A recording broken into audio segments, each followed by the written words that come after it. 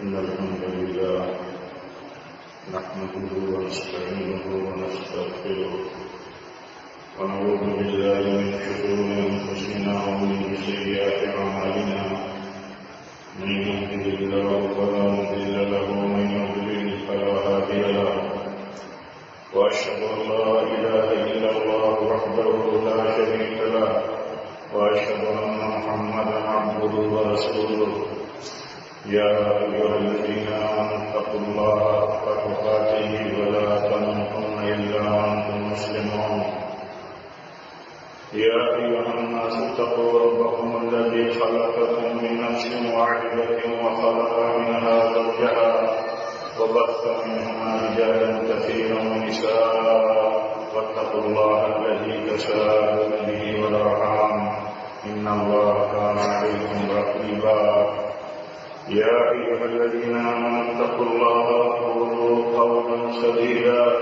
يصلح لكم أعمالكم ويغفر لكم ذنوبكم ومن يطع الله ورسوله فقد فاز فوزا عظيما أما بعد فإن خير الحديث كتاب الله وخير الهدي هدي محمد صلى الله عليه وسلم وشر الأمور محدثاتها وكل محدثة بدعة وكل بدعة ضلالة وكل ضلالة في النار.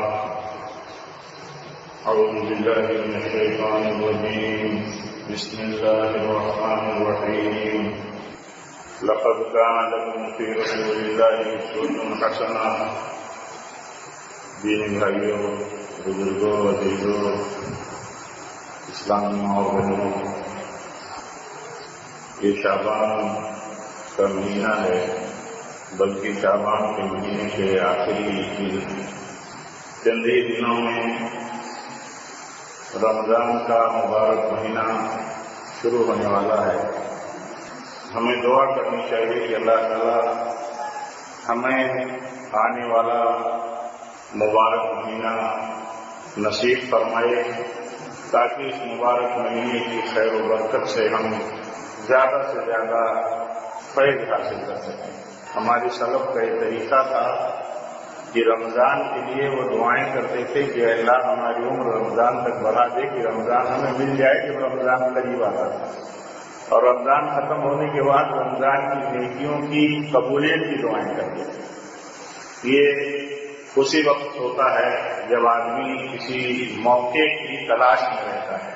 جیسے ہم کاروباری لوگ یا اپنے سماج میں مختلف پیشوں سے جڑے ہوئے لوگ ہمیشہ دیکھتے ہیں کہ کون سا موقع ہمارے فائدے کا ہے، کہاں ہم اچھا چانس حاصل کر سکتے ہیں. نیکی کا لالچی آدمی بھی یہ دیکھتا ہے، تلاش کرتا ہے کہ نیکی کا موسم کون سا ہے، سیزن کون سا ہے، وقت کون سا ہے. وہ ہمیں مل جاتا تو ہم اس سے فائدہ اٹھاتے ہیں. یہ سوچ اسی وقت ہو سکتی ہے جب پیدا ہو سکتی ہے جب آدمی نیکی کا لالچی ہو اور اللہ تعالیٰ کی رحمت کا لالچی ہو. جن کو لالچ تھی وہ تلاش کرتے تھے، اور جن کو فکر تھی وہ دیکھتے تھے کہ خیر اور بھلائی کی باتیں کیا ہیں. مثال کے طور پر ایک بات اللہ کے نبی صلی اللہ علیہ وسلم سے پوچھا جا رہا ہے کہ آپ بتائیے یا رسول اللہ صلی اللہ علیہ وسلم سب سے اچھا آدمی کون ہے، سب سے اچھا آدمی کون ہے. ہم لوگ سوچیں کہ کبھی ہم یہ بھی سوچتے ہیں کہ اللہ کے نزدیک، دین میں، اسلام کے نزدیک سب سے اچھا آدمی کون ہے، اور پھر یہ فکر ہم کریں کہ اسی طرح اچھا آدمی ہم بنیں. یہ فکر اصل میں یہ دل کی فکر ہوتی ہے اور تربیت کی بات ہوتی ہے. جب آدمی کی تربیت ہوتی ہے یا جس طرح کی سوچ اس کی بنی ہوئی ہوتی ہے اسی رخ پر وہ چلتا ہے. ان کو اللہ تعالیٰ نے اس رخ پر ڈالا تھا، ان کی فکر تھی تو وہ تلاش کرتے تھے کہاں نیکی کا موقع ہے، کہاں ہمیں موقع مل جائے کہ ہم نیکی حاصل کر لیں. آپ سوچئے وہ کتنے نیکی کے لالچی تھے کہ اگر کسی مناسبت پر اللہ کی راہ میں خرچ کرنے کی بات آتی تھی اور ان کے ہاتھ میں خرچ کرنے کے لیے کوئی چیز نہیں ہوتی تھی تو آ کر کے اللہ کے نبی صلی اللہ علیہ وسلم سے اپنی حالت کا چرچا کرتے تھے کہ ہمارے پاس کچھ نہیں ہے. جن کے پاس ہے وہ خرچ کرنے کے موقع پر نیکی کما لیتے ہیں، خرچ کر کے نیکی کما لیتے ہیں. ہمارے پاس کچھ نہیں ہے، ہم محروم رہ جاتے ہیں. ہمارا تو کوئی دخل نہیں ہے کہ ہمارے پاس کچھ نہیں ہے. تو عرض کا مطلب یہ ہے کہ دیکھیے نیکی کی تلاش، نیکی کے موقع کی تلاش، اس کو چانس سمجھنا، یہ وہی کیا ہو سکتا ہے جو لوگ نیکی کے لالچی ہوں۔ نیکی کا جب لالچی ہوتا ہے تو نیکی کا آدمی وقت گنواتا نہیں، اور نیکی اللہ تعالیٰ کے یہاں نیکی کا جو کوئی خاص نیکی کی مناسبت ہوتی ہے وہ نظر میں رکھتا ہے۔ مثال کے طور پر یہ شعبان ہے، پیارے نبی صلی اللہ علیہ وسلم فرماتے ہیں شعبان میں لوگ غافل ہو جاتے ہیں، یہ رجب اور رمضان کے بیچ کا مہینہ ہے، لوگ غافل ہو جاتے ہیں۔ آپ زیادہ روزہ رکھتے تھے، روزہ نہیں بھی رکھتے تھے، آخری دنوں میں آپ نے روزہ رکھنے سے منع فرمایا، جیسے ابھی 2-3 دن باقی ہیں تو آخری دنوں میں روزہ رکھنے سے آپ نے منع فرمایا، لیکن آپ فرماتے ہیں کہ شعبان کے مہینے میں نیکیاں آسمان کی طرف جاتی ہیں، اللہ کے ہاں ان کی نیکیوں کو پیش کیا جاتا ہے۔ میں یہ چاہتا ہوں کہ جب نیکی میری اللہ کے ہاں پیش ہو تو اس حالت میں پیش ہو کہ میں روزے دار ہوں، یعنی یہ طلب، یہ فکر۔ ایسے ہی دیکھیے یہ تو مہینے کی بات ہو گئی، سال میں ایک مہینے کی بات، روزانہ کی بات۔ نبی صلی اللہ علیہ وسلم فرماتے ہیں ڈیلی فرشتوں کے وفود کا تبادلہ ہوتا ہے، عصر میں آتے ہیں، فجر میں آتے ہیں، اور یہ اللہ تعالیٰ کے یہاں نیکیاں لے کر کے حاضر ہوتے ہیں۔ تو عصر اور فجر میں جس کو یہ فکر ہوگی وہ زیادہ فکر کرے گا کہ عصر ہے اور یہ فجر ہے، اس کی خاص بات۔ ایسے ہی ہفتے کے 2 دن ہیں، سوموار کا دن ہے، جمعرات کا دن ہے۔ آپ فرماتے ہیں سوموار اور جمعرات کے دن نیکیاں اللہ تعالیٰ کے یہاں پیش کی جاتی ہیں۔ آپ نے فرمایا سوموار کو روزہ اس لیے بھی رکھو کہ سوموار کے دن اللہ تعالیٰ نے مجھے پیدا کیا، میری بعثت ہوئی ہے سوموار کے دن اور جمعرات کے دن۔ تو آپ یہ جمعرات اور سوموار کے دن کی فضیلت یہ ہے کہ اللہ تعالیٰ کے یہاں نیکیاں پیش کی جاتی ہیں۔ تو نیکیوں کے موقع، نیکیوں کے وقت اور سیزن کی تلاش کون کرے گا؟ وہی کر سکتا ہے جو نیکیوں کا لالچی ہوگا۔ نیکیوں کا لالچی نیکیوں کے وقت کی تلاش کرے گا، نیکیوں کے موقع کی تلاش کرے گا۔ ہم اپنے طور پر جائزہ لیں، ہم میں ہر چھوٹا بڑا آدمی، پڑھا لکھا آدمی، امیر غریب آدمی، ہر آدمی دیکھے کہ وہ لالچی کتنا ہے۔ یہ اتنی لالچ تھی سلف میں کہ پیارے نبی صلی اللہ علیہ وسلم اور ہمارے دین نے لالچی کے لیے، نیکی کا لالچی ہو تو اس کے لیے کہیں بھی محروم نہیں کیا، کہیں نہیں۔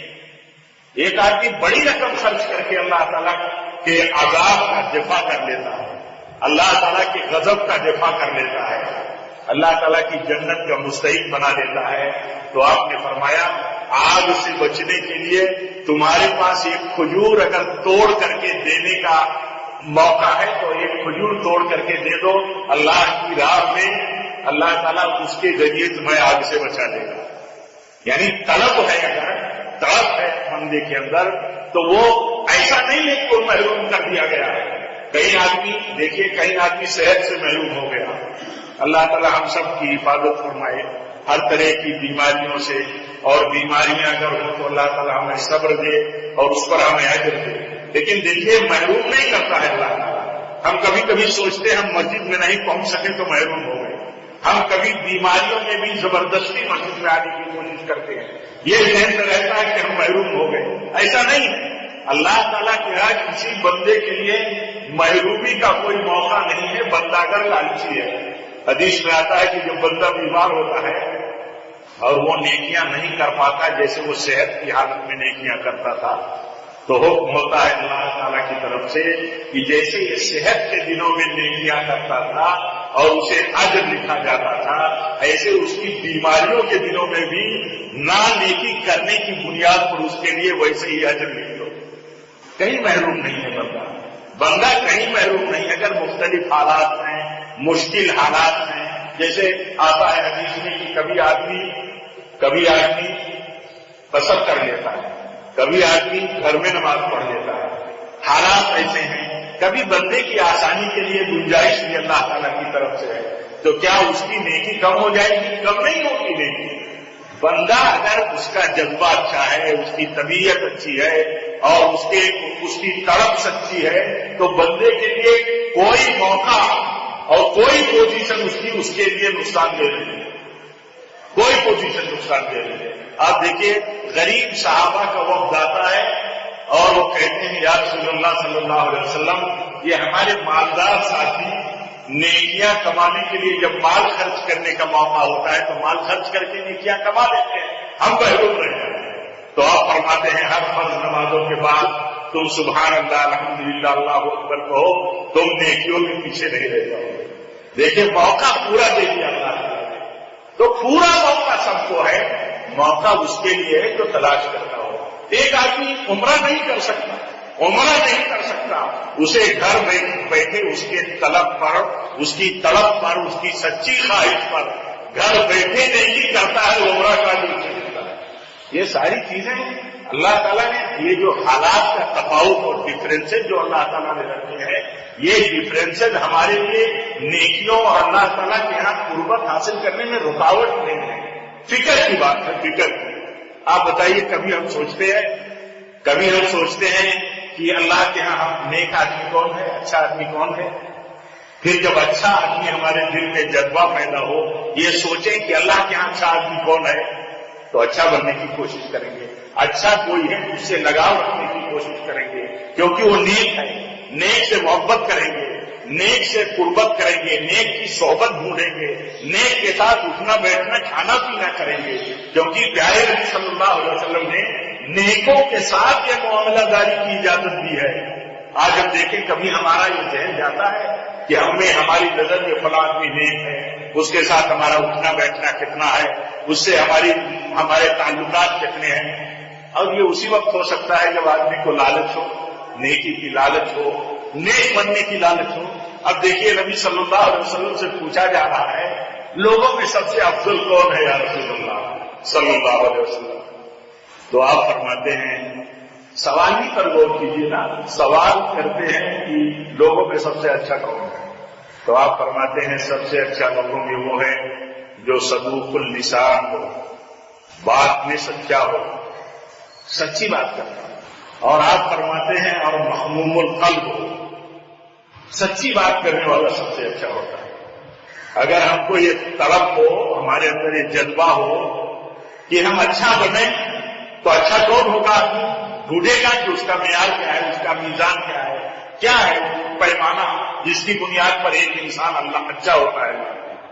تو آپ سے پوچھتے ہیں صحابہ، جواب ملتا ہے، تو اتنی بات تو سمجھ میں آ گئی، موٹی سی بات تھی کہ سب سے افضل لوگوں میں وہ ہے جو سچا ہو، زبان کا، اپنی بات کا سچا ہو۔ اور آپ نے فرمایا اور وہ جو محموم القلب ہو۔ تو انہوں نے پوچھا کہ یہ بات تو سمجھ میں آ گئی کہ صدوق اللسان کون ہوتا ہے، یعنی سچی بات کرنے والا، زبان کا سچا، لیکن یہ محموم القلب کیا ہوتا ہے یا رسول اللہ صلی اللہ علیہ وسلم؟ تو آپ نے فرمایا جس کا دل صاف ہو، جس کا دل ڈرنے والا ہو، جس کے دل میں کینہ نہ ہو، جس کے دل میں حسد نہ ہو۔ اب آپ بتاؤ، جو آدمی اچھا بننا چاہے گا اور اس کے دل میں یہ طلب ہوگی کہ میں اچھا رہوں، اچھا اللہ تعالیٰ کے ہاں میرا ہونا ہو، کسی بھی طرح سے ہم اچھے ہوں اللہ کے ہاں، تو آپ بتائیے وہ سچ بولے میں جھوٹ سے بچے گا؟ جھوٹ کھیل ہو گیا، کھلونا ہو گیا، کھیل میں بھی جھوٹ نہیں بول سکتے، ہنسی مذاق میں بھی جھوٹ نہیں بول سکتے، لیکن عام زندگی کی تمام ترتیبات میں، تمام مسائل میں ہمارا سارا معاملہ عام طور پر جھوٹ پر ہے، جھوٹ پر ہے۔ تو جھوٹ آپ نے فرمایا اچھا انسان وہ ہے جو جھوٹ نہ بولے، سچا ہو۔ اور دوسرا آپ نے فرمایا جس کا دل صاف ہو، دل اس کا اللہ سے ڈرنے والا ہو۔ دل اللہ سے ڈرنے والے کا معنی کیا ہے؟ جہاں حکم ہو اللہ کا، کچھ کرنے کا کوئی موڑ ہو، کوئی پوائنٹ ہو، کوئی وقت ہو، یہاں یہ کرنے کا حکم ہے اللہ، تو وہاں وہ دل اسے آمادہ کرے کرنے پر۔ اور جہاں کوئی برائی کا مسئلہ ہو، جہاں کوئی برائی سامنے ہو، اس کا دل اسے آمادہ کرے اس برائی سے بچنے کا، اس برائی سے صرف نظر کرنے کا۔ تو اللہ کے نزدیک اچھا بننے والا آدمی کیسے اچھا بنے گا، اس کی تلاش اس کو ہوتی ہے۔ جیسے کی تلاش ہوتی ہے اس آدمی کو جو رمضان کے خیر و برکات کو جمع کرنا چاہتا ہے، اس کو تلاش ہوتی ہے۔ وہ روایتی طریقہ نہیں ہوتا ہے، وہ روایتی یا موسمی ماحول اس کے لیے نہیں ہے جسے پورے سیزن میں کوئی پرواہ نہیں ہے فرض نمازوں کی، جسے پورے سیزن میں کوئی پرواہ نہیں ہے جمعہ اور جماعتوں کی، اس کے لیے رمضان نہیں ہے۔ رمضان اس کے لیے اس معنی میں ہے کہ وہ توبہ کرے اور اپنی زندگی کی اگلی ترتیب درست کرنے کی نیت سے توبہ کرے۔ لیکن یہ ماحول کی نیکیوں کا یہ موسم ہے، نیکیوں کا سچا موسم اس کے لیے ہے جو ہر وقت نیکیوں کا لالچی اور متلاشی ہے، اس کے لیے نہیں ہے۔ وہ تو روایتی بھیڑ ہے، وہ روایتی بھیڑ ہو سکتی ہے۔ اللہ تعالیٰ بچا لے ہم سب کو، لوگوں کو، کہ وہ روایتی انداز میں نہ جمع ہو، صحیح جذبے کے ساتھ جمع ہو جائے۔ لیکن میں یہ کر رہا تھا، تلاش ہوتی تھی سلف کو کہ ہمیں رمضان مل جائے، اے اللہ ہمیں رمضان کو ہم تک پہنچا دے، رمضان ہمیں ملا دے۔ تو کس ناطے ہوتی تھی؟ آج جو آدمی نماز سے کوئی مطلب نہیں رکھتا ہے، اس کو تراویح کی بہت زیادہ فکر ہے کہ رمضان میں تراویح کیسے ہوگی۔ ابھی کچھ لوگ تلوجہ سے آئے تھے کسی علاقے سے، تو کہا وہاں ہم لوگ جماعت قائم کرنا چاہتے ہیں تراویح کی، تو کیسے قائم کریں؟ میں نے کہا پنجوکتا جماعت قائم ہے، جمعہ کی جماعت قائم ہے؟ نہیں قائم ہے۔ تو میں نے کہا یہی ترتیب ہے ہاں عام طور پر پورے قوم اور پورے ملت کی جو اصل ہے اس کی کوئی پرواہ نہیں، اور جس میں گنجائش اور نفل چیزیں ہیں اس کے پیچھے آدمی دیوانہ جذباتی۔ تو اصل لالچی حقیقت میں وہ ہوتا ہے جس کو نیکیوں کی رات دن لالچ ہوتی ہے، وہ سوچتا ہے یہ سیزن ہے۔ ایک تاجر آدمی رات دن تجارت میں لالچ کرتا ہے، حرص کرتا ہے جائز دن کا کہ ہمیں کیسے فائدہ مل جائے، لیکن کوئی سیزن ہوتا ہے، جب سیزن تو پوری طاقت جھونک دیتا ہے کہ یہ سیزن ہے تھوڑا سا۔ لیکن روزانہ غافل رہنے والا آدمی اپنی تجارت سے، اپنے کاروبار سے مغفل ہے، بالکل کوئی پرواہ نہیں ہے، وہ سیزن میں کیا پرواہ کرے گا؟ تو حقیقت میں وہ ایسے ہی یہ مسئلہ ہے۔ اور میرے بھائیوں دیکھیے نبی صلی اللہ علیہ وسلم کی جو حدیث ہے اس میں بہت سارا سبق ہے، بہت سارا سبق۔ ایک سبق تو یہ ہے کہ آدمی یہ دیکھے کہ اچھا اسی کو بن سکتا ہے جب اس کا دل بھی صاف ہو، زبان اچھی ہو، دل بھی اچھا ہو۔ بہت لوگ کہتے ہیں نہیں زبان اچھی نہیں ہے، دل کا بہت اچھا ہے۔ آپ نے فرمایا اچھا ہونے کے لیے زبان بھی اچھی ہونی چاہیے، دل بھی اچھا ہونا چاہیے، اور ایک دوسرے کا اثر ایک دوسرے پر ہونا چاہیے۔ ظاہر کا اثر باطن پر ہوتا ہے، باطن کا اثر ظاہر پر ہوتا ہے۔ آدمی اپنا دل تو کھول کے دکھا نہیں سکتا اور کوئی دیکھ بھی نہیں سکتا، پہچانے کا ذریعہ کیا ہے؟ ذریعہ یہ ہے کہ اس کے اثرات اور اس کی علامتیں نہ ہوں۔ آدمی جب حسد کرتا ہے تو حسد تو حقیقت میں دل کا عمل ہے، حسد دل کا عمل ہے، جب کرتا ہے تو کہیں نہ کہیں ظاہر ہوتا ہے۔ حسد سے بچے، یعنی کسی کی نعمت پر آدمی اپنے آپ کو بے چین نہ کرے۔ کیوں بے چینی ہے اس کو؟ ہم کو کیوں بے چینی ہے؟ آپ ہمارے بھائی ہو، چھوٹے ہو یا بڑے ہو، آپ کو اللہ تعالیٰ نے نعمتوں سے نوازا ہے تو ہم کو بے چینی کیوں ہو؟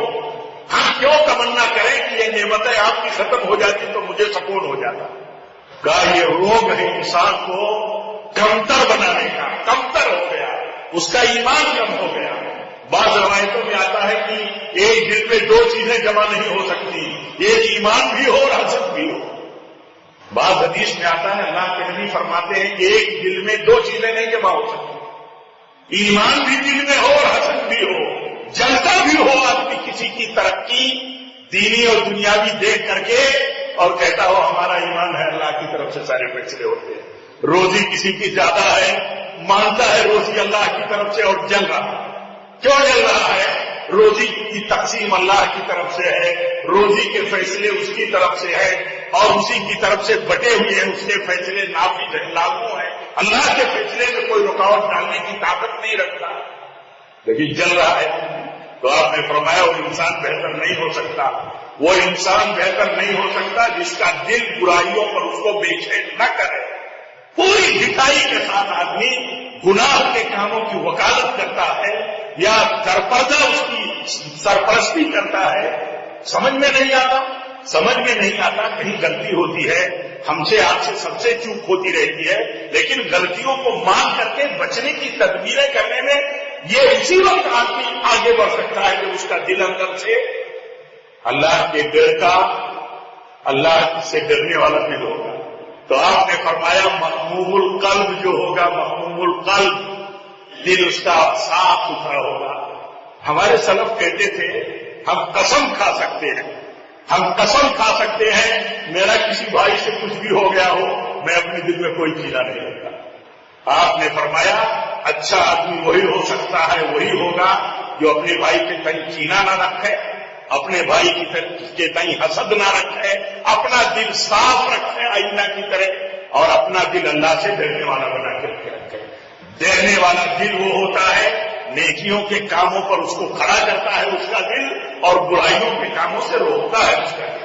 اور میرے بھائیوں دیکھیے یہ وقت جو ہے، یہ وقت کیا ہر گھڑی ہمارے لیے، ہر گھڑی ہمارے لیے موقع ہے، اور کوئی خاص موقع ہے تو اس کی ہمیں فکر کرنی چاہیے، لالچ کرنی چاہیے۔ آج حالات اچھے نہیں ہیں، حالات بیماری کی وجہ سے کافی خراب ہے، حکومت کی طرف سے، پرشاسن کی طرف سے بہت ساری گائیڈ لائنس ہیں، بہت ساری ہدایات ہیں۔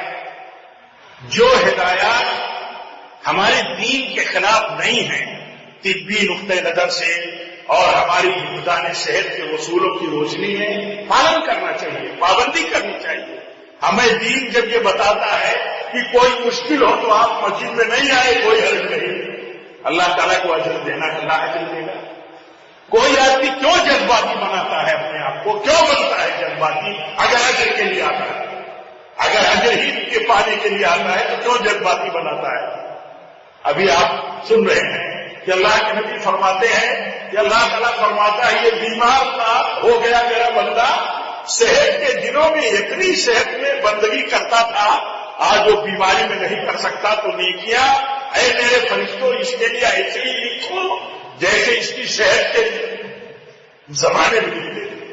تو جذبہ جب نیکیوں کا ہے، جذبہ جب اللہ کی رضا اور اس کی رحمت پانے کا ہے تو کہاں رکاوٹ ہے؟ اور دیکھیے احتیاط جو ہے، احتیاط جو ہے یہ علاج سے بہتر ہے۔ ہمارے علماء بھی کہتے ہیں احتیاط علاج سے بہتر ہے۔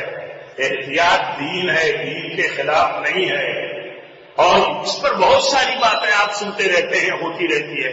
احتیاط کرنا ضروری ہے۔ احتیاط جو ہے یہ توکل کے خلاف نہیں ہے۔ جو آدمی دیکھا جاتا ہے تھوڑا دیندار ہے، کہتا ہے کیا اتنی ساری پابندیاں، ماسک کی پابندیاں، فلاں کی پابندیاں۔ میرے بھائیوں یہ ساری پابندیاں اسباب ہیں، اسباب کو استعمال کر کے اللہ پر توکل کرنا یہ دین ہے۔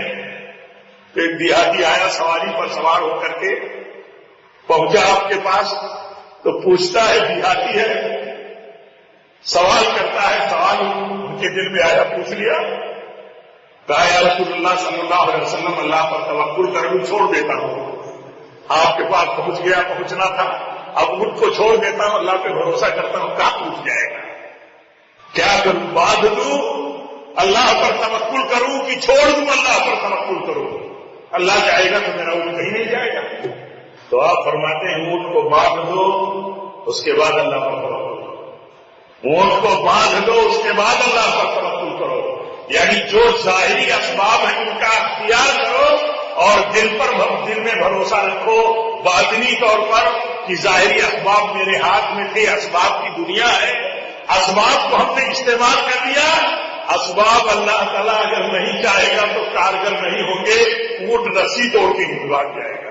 تو بھروسہ کرو اللہ پر، اسباب کو استعمال کر کے جتنی بیماری سے بچنے کے اسباب اور طریقے اور حفظان صحت کے اصول بتائے جاتے ہیں، پرشاسن کی طرف سے جو ہدایات ہیں ان کو پالن کرنا چاہیے، اور بھروسہ اللہ پر ہو کہ اسباب کو استعمال کرنے کے بعد بھی بیماری لگ سکتی ہے، علاج کے بعد بھی شفا نہیں مل سکتی ہے اگر اللہ نہیں چاہے گا۔ کتنے لوگ علاج میں ختم ہو جاتے ہیں اور زندگی بھی نہیں بچا پاتے، اور کتنے لوگ احتیاط بہت احتیاط کرتے ہیں تب بھی بیماری سے نہیں بچا پاتے۔ اس میں یہی ایمان ہے کہ آدمی اصل چیز سمجھے، اصل چیز یہ ہے کہ ہم حفظان صحت کے اصولوں پر عمل کریں، احتیاطی تدبیریں اختیار کریں. علاج آپ نے فرمایا بیمار ہو تو علاج کرو، علاج کرو، حکم ہے. بعض لوگوں نے کہا واجب ہے علاج کرنا. کوئی آدمی بیمار ہے تو یہ نہ سوچے کہ اللہ شفا دے دے گا. بیماری جس نے اتاری ہے اسی نے کہا علاج کرو. ہر بیماری کا علاج ہے، لیکن آپ نے فرمایا بڑھاپے کا علاج نہیں ہے. آپ نے فرمایا بڑھاپے کا علاج نہیں ہے. اب بڑھاپا بدلنے کا بھی علاج ہوتا ہے. کئی آدمی شکل بدلتا ہے، کئی آدمی کچھ کرتا ہے. یہ سب گناہ کا کام ہے، حرام کام ہے. آدمی اپنے بال کالے کرے، بال کالا کرنا حرام ہے، حرام. کہ آدمی اپنی عمر چھپائے. عمر چھپانے کا مسئلہ نہیں، عمر کو کیپٹل سمجھنے کا مسئلہ ہے. عمر کو اپنا سرمایہ اور کیپٹل سمجھنا چاہیے ہم کو کہ عمر جو ملی ہے اس میں آخرت بنانے کے لیے سرمایہ ہے. جیسے ہم اپنا کیپٹل پروفٹ کے لیے استعمال کرتے ہیں، کیپٹل کی شکل بدل کر کے کوئی فائدہ نہیں. اور یہ بڑھاپا جاتا بھی نہیں ہے. آج دنیا اتنی ترقی کے معراج پر ہے، تب بھی دیکھیے کون بڑھاپے کی پوزیشن بدل سکا. اور جو کہ کسی نے بہت پہلے کہا تھا کہ جو جا کے نہ آئے وہ جوانی دیکھی، اور جو آ کے نہ جائے، کسی بوڑھے نے کہا ہو. عمر بڑھاپے کی رہی ہوگی اور جوانی کی تڑپ اور جوانی کے دن یاد کرتا رہا ہوگا. تو کیا کہتا ہے کہ جو جا کے نہ آئے وہ جوانی دیکھی، اور جو آ کے نہ جائے وہ بڑھاپا دیکھا. بڑھاپا آ گیا تو بدلا نہیں جا سکتا. اس کو کالا رنگ کر کے گناہ مول لینا صحیح نہیں ہے، بلکہ عمر کو کیپٹل سمجھ کر کے نیکیوں کے لیے استعمال کرنے کی ضرورت ہے اور احتیاط کرنا ضروری ہے. دعائیں ہم کرتے رہیں صبح و شام. حدیث میں آتا ہے ہر فجر نماز کے بعد سورج نکلنے سے پہلے دعا کرو، اللہ تعالیٰ سے دنیا اور آخرت کی عافیت مانگو. بہت بڑی عافیت ہے بیماریوں سے بچنا. اللہ تعالیٰ سے عافیت مانگو. اللہ کے نبی اکثر سوال کیا کرتے تھے عافیت کا. صبح فجر کے بعد طلوع آفتاب سے پہلے، اور اسی طرح غروب آفتاب سے پہلے عصر کے بعد. اللہ تعالیٰ ہم سب کو توفیق دے. اللہ تعالیٰ جب تک ہم زندہ رہیں، تقویٰ پر رہیں، دین پر رہیں، اور جب بھی ہماری موت ہو تو دین پر ہو. وآخر دعوانا الحمد للہ رب العالمین.